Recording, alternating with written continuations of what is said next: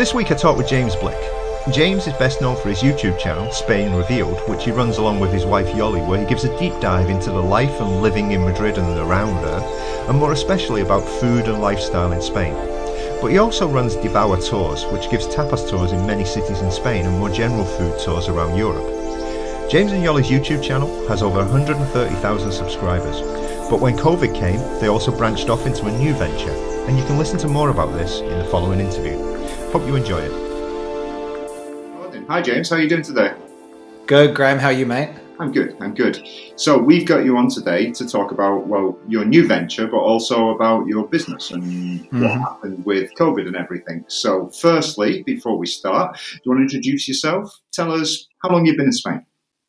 Cool. So I've been here, I always say 10 years, but I think it's 11 now. I think I'm into my second decade. I came in beginning of, or around 2011 from New Zealand. My wife is Spanish. So yeah, 10 going on 11 years and loving it.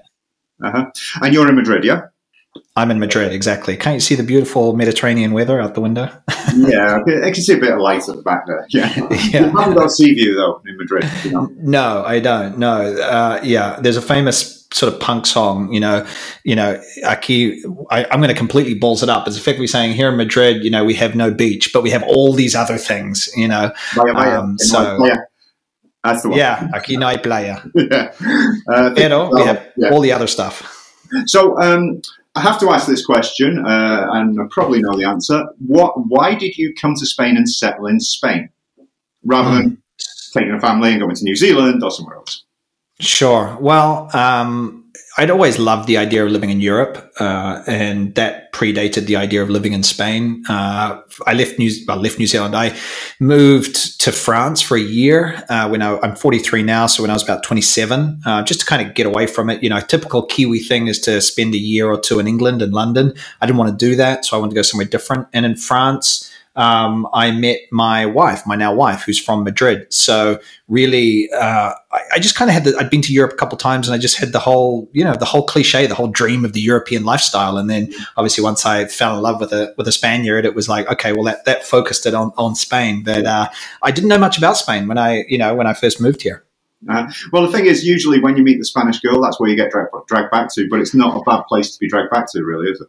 No. And, I feel grateful that, all things being equal, I met someone who, by virtue of marrying her and moving to her home country, I moved to Spain, learned Spanish, not some obscure language that I would never use outside, in other parts of the world. So I'm sure I wouldn't say that if I'd met someone who speaks an obscure language, but yeah, I feel grateful that, that it happened to be Spain, it happened to be Spanish.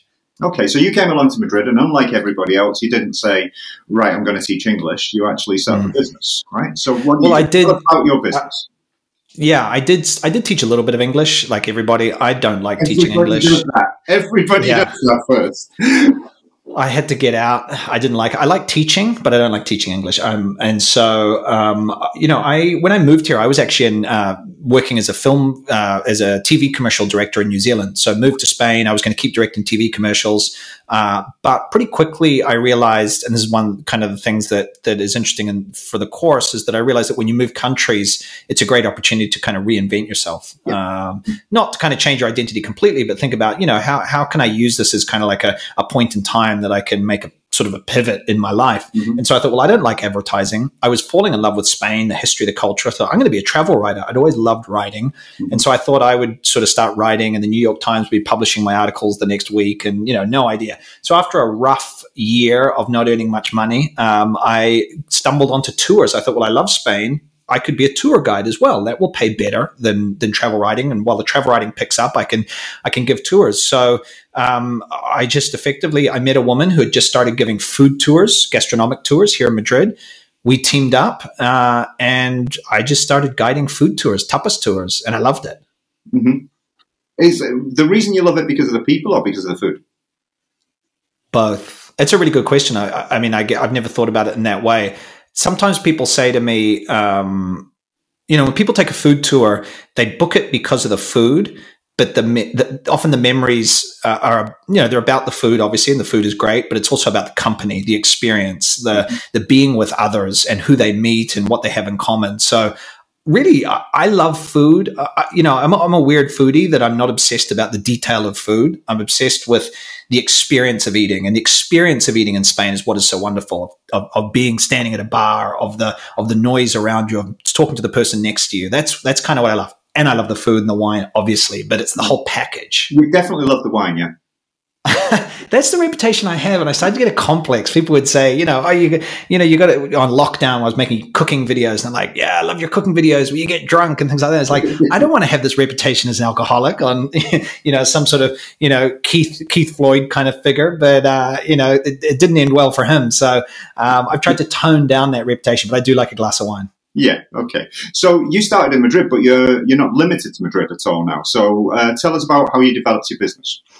Yeah, so the business called Devour Tours, and we just started, my business partner and I, we started offering 2 tours in Madrid, sort of, what would it be, like 8 years ago now or so.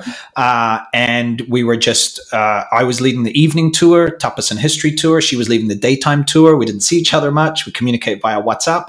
But then it started to get really popular. We started to get good reviews on TripAdvisor. We started to hire a few guides. And then we thought, well, we don't just have to do this in Madrid. We could help people have great food and great time in Barcelona. We expanded into other parts of Spain, Seville, San Sebastian. And then actually in 2019, just before I was going to say the economic crisis. Well, it was an economic crisis as well, just before COVID. We expanded into Europe, into Paris, Lisbon, Rome, and London, although London didn't survive COVID, though we are going back there. We realized that, I think for the first 5 years of running the business, we thought we were doing something good because we were Spain experts, and we learned over time we were experts in designing experiences around food. So if we partnered with a local person in Paris, where we're not food experts, we could work together to create an incredible experience. Okay, that's cool. Now, obviously, you've already mentioned it, the pandemic came along, and you were in hospitality. Yeah. What happened? Wow. It's, the early days were just like a blur. On the one hand, a lot of people were experiencing everybody experienced a lot of people in different ways, right? My wife, for example, she was giving tours, but her own little kind of flamenco tours. And so those just stopped. She didn't have overheads or anything like that. So, she, in those early days when we were all in lockdown, and she was doing, Zoom parties with friends and things like that. And I was trying to save our business, and we had almost 30 staff plus a lot of freelance guides. So trying to manage that, trying to figure that out. So it was really rough. And we had always been fiscally conservative. So we had a little bit of money to keep going. And so we pivoted. We created some recipe books. We started doing online cooking classes like everybody else. And we hung in there, and now it's coming back. 2000. I mean, there's been some fits and starts, but we got through. That was with Devour. But obviously, I also have a YouTube channel, which is separate, Spain Revealed. And so I had to pivot that as well. Normally, we make videos about traveling around Spain and eating and things like that. We couldn't do that. Started making cooking videos and just tried to keep being in front of people and providing value, but in the way that was possible, given lockdown and COVID and everything like that. Okay, so one of the things that you mentioned there is about your YouTube channel, which currently has about 133,000 subscribers, more or less. Yeah. And you decided to actually tap into that subscriber base with the offers that you were making, yeah? Yeah. Are you referring to the course there? Well, we can get onto that if you want. I was thinking about the cookbooks and things as well. Yeah, it's always been a little bit of a funny one because both, I have Spain Revealed, which is a YouTube channel, which is different from Devour Tours, or different kind of things or different entities, but they're related because of obviously if I'm known in Madrid as a tapas expert, people look me up and they're like, oh, he also has a food tour company. So we were running, the cookbooks were Devour. So the company, whereas it's Spain Revealed, of course, I was talking about those and supporting them and doing cooking videos, which I loved doing. I mean, I made a tortilla de patatas cooking video, which was 45 minutes. No, it wasn't 45. It was like 30 minutes or something, which nobody watched apart from super fans, because nobody's going to look up YouTube and be like, oh, I'd like to learn how to make a Spanish omelet. Oh, 30-minute video. Yeah, that looks like a good one to watch and make it. So, you know, it was more the drama of me figuring out how to, you know, get around my tiny kitchen and drink wine and burn potatoes. It was more about that than teaching how to cook a Spanish omelet. Yeah, and how to live in a small space during the pandemic. It was totally. A lot of people don't realise that we actually had a real lockdown. You know, other countries say they had a lockdown, but it wasn't to the same extent as in Spain, where it was like 1 hour a week to go and do your shopping, and that was about it, really. Yeah. Yeah, no, it was super lockdown. And so, you know, my days were get up, do yoga, because I love jogging, but I couldn't do that. So get up, do yoga, try and save Devour, and at the same time making videos for Spain Revealed, you know, cooking videos. Made a really heady sangria recipe in one video, which I need to make again sometime. Serious stuff. I often think I didn't drink that much in lockdown, but it's like, that's sangria, man. Boom. You don't know how much booze is in there because of the sugar and the fruit, but wow. Yeah, you really want to get rid of that reputation, don't you? I do, yeah. You know, it's like a boomerang, this reputation. Okay, so when I say you tapped up your mailing list and that, it's because you keep getting questions about moving to Spain, right? So, yeah. That's what you decided to do. So I'd realized that I'd always treated Spain Revealed, the YouTube channel, as, you know, helping tourists coming to Spain have an authentic and memorable experience. And I guess this was COVID related, but it was also something that was on my mind. I think it might have been on my mind before COVID. I was getting questions and realizing that a big chunk of my audience who are watching the YouTube channel were also sort of using the channel or watching the channel because they were looking to move to Spain, or it was inspiring them to actually move here rather than just visit here. Mm-hmm. And I thought, well, that's really interesting. You know, something I didn't mention is before working in filmmaking in New Zealand, I was also a lawyer. I studied law. Mm-hmm. So I started to kind of look at sort of the whole idea of moving to a country. And I realized, well, it kind of combines a lot of things that I find interesting. There's a legal side. There's a sort of a cultural side of teaching people how to adapt to a culture, sharing my experience. So I thought, you know, how could I help these people who are looking to move here and sort of expand the reach of the channel? And also just on a business side, one of the things that they teach about YouTube channels is that, you know, if a YouTube channel is your main income, you're at the kind of the mercy of, you know, the ad revenue and things like that. So I was like, well, maybe I could grow a business here as well around helping people to move here. And that would kind of protect me a little bit, and not be just this YouTube channel that's just like, you know, if Google turns me off one day, well, you can't pay my rent, you know. So you always try and build a business around your YouTube channel. I have a guidebook to Madrid Revealed, which I also do. So it's kind of sort of trying to get beyond just being a YouTuber, which I hate. It's like having a business of which has a YouTube channel, kind of like this podcast, right? It's a form of communication with your audience. Yeah. I mean, what I've always thought is that you can get cancelled anywhere on somebody's platform. I mean, it happens with Facebook all the time. Suddenly the organic reach will go down massively because they want you to pay for ads. So you've got to have your home base as well, yeah?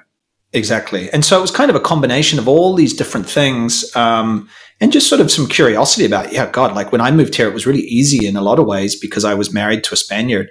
And so as I started to read more, I was like, wow, this is a whole world. This is fascinating. How could I sort of help people? And yeah, I mean, as I say, we said at the beginning, I hated teaching English, but I actually love teaching. Effectively, Spain Revealed and Devour Tours, in a way, are teaching, right? I'm teaching you how to go for tapas. I'm teaching you this. I love sharing the things that I've learned and trying to take what I've learned, organize it in a way that makes sense, and then pass it on.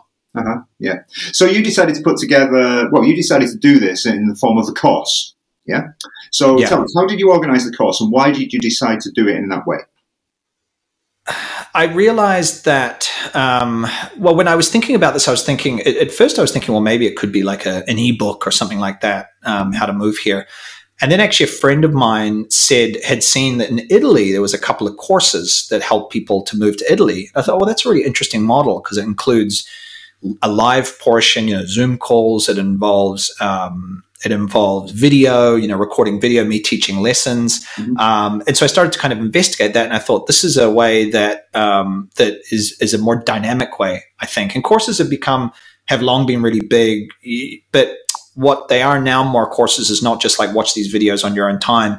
There's a community aspect. And that's what I realized having run the course now twice, we're on the third time now, is it's the community that people actually love. You know, they come for the information and they stay for the community, because these are people who are doing the course with you, other participants who are going to be the people who moved to Spain at a similar time as you and are in Spain with you. And so you're going through challenges together. So I love that part of it. Yeah, and also there's the likelihood that a lot of them are going to finish up in the same cities as well. Mm-hmm. So, you know, Valencia, as you know, is a very popular destination. Yeah, yeah.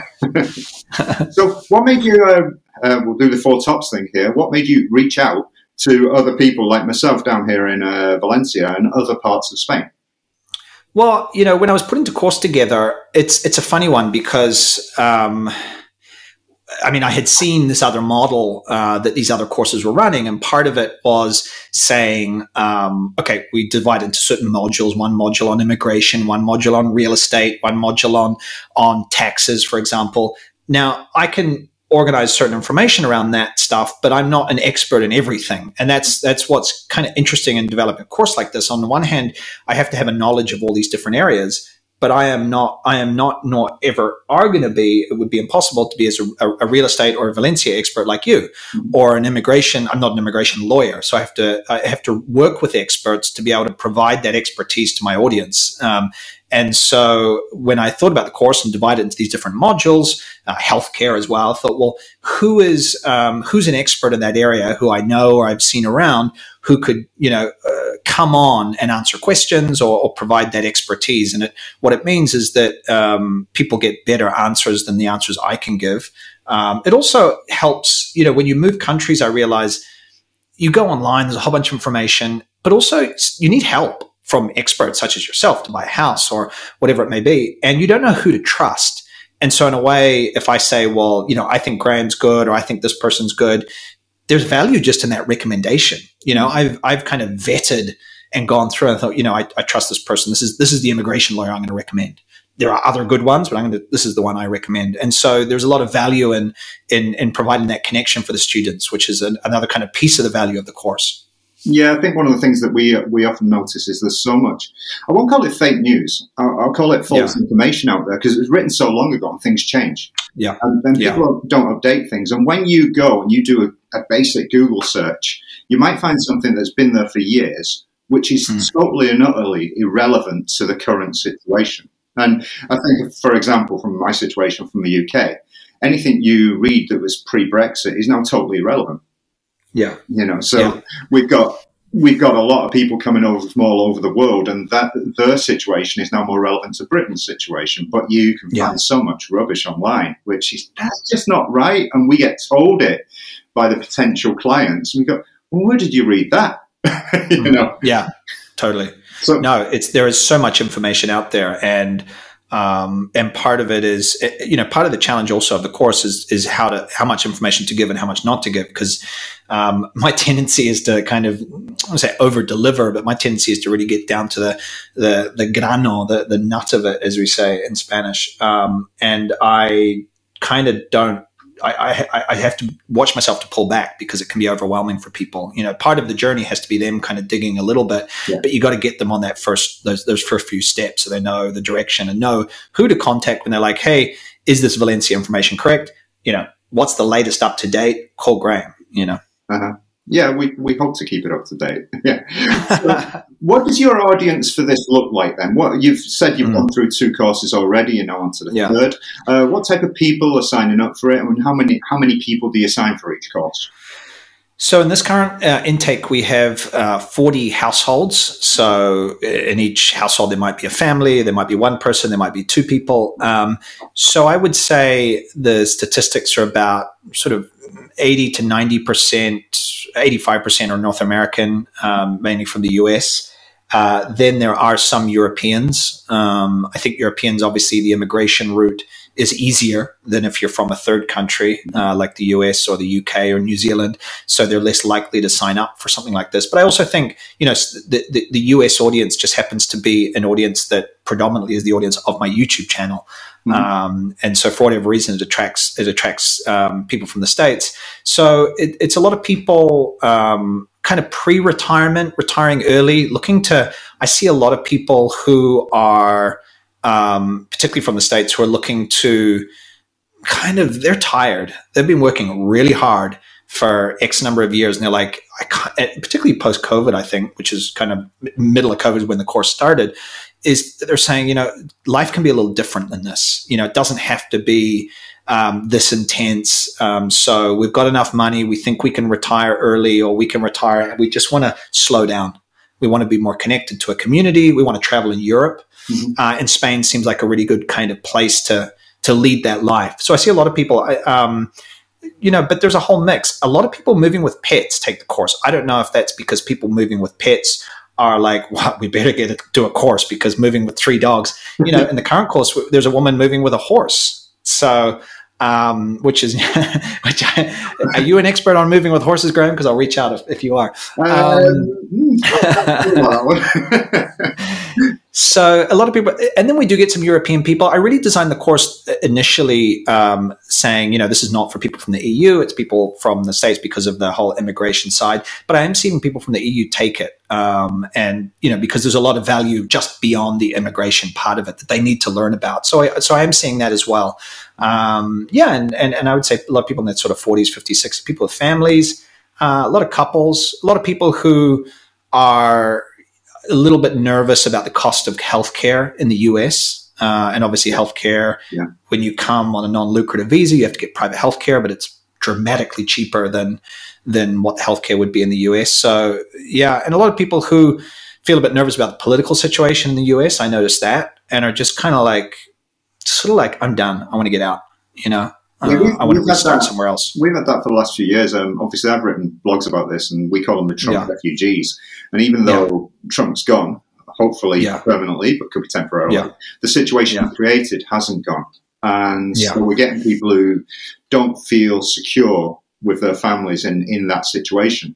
And what we're also finding is what you said before about, which is very important. We don't realize in Europe that Americans get 2 weeks a year off, and they're told, don't come back a day late or you'll be sacked, And that thing about working really hard and seeming to be constantly on a hamster wheel, they want something, let's say, a bit more laid back. Now, really, if you've got the money, which in a lot of cases they have, there's nothing really more laid back than Spain.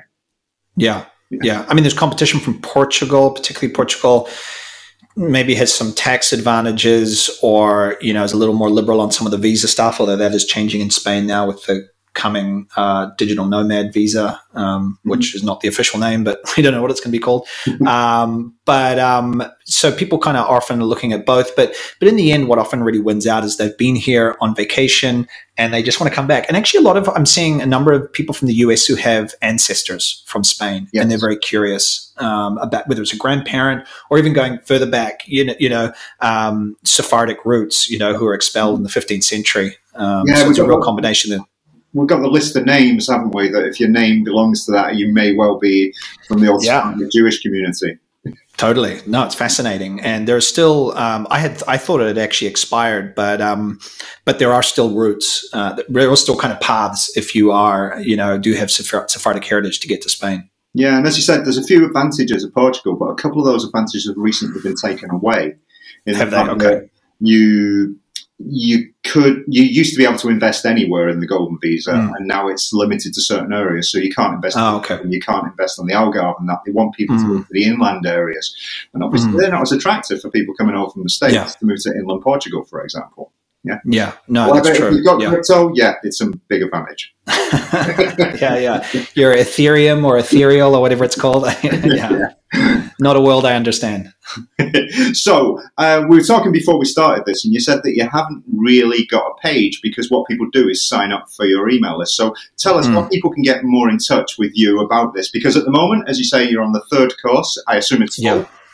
Yeah, it is full. I plan to run it. My vision is to run it about 3 times a year, with about this number of people each time. So I have got a limit on it currently, which maybe I can sort of solve that problem down the line. So I do generally have people that miss out each time. So I have a wait list. So the best way is to head to my website, which is www.spainrevealed.com/masterclass.